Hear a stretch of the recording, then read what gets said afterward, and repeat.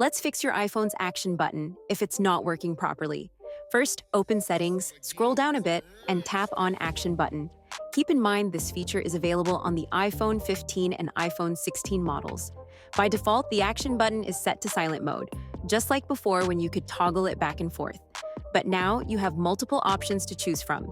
Now, if you're trying to switch the Action button to silent mode, here's something to remember. Simply tapping the button won't work. Instead, you need to press and hold for it to activate. If you tap it again, you'll see Hold for Ring appear, which means a quick tap won't do the trick.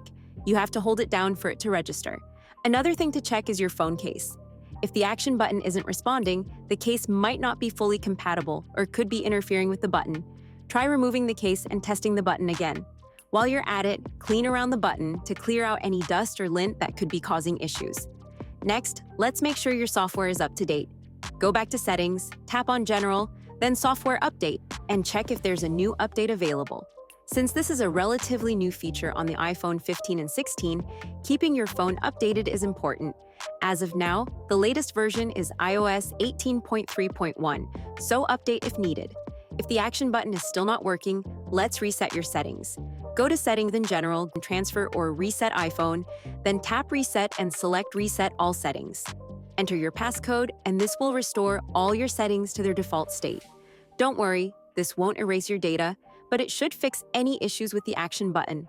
Once the reset is complete, you can go back and customize it however you like. That should do the trick.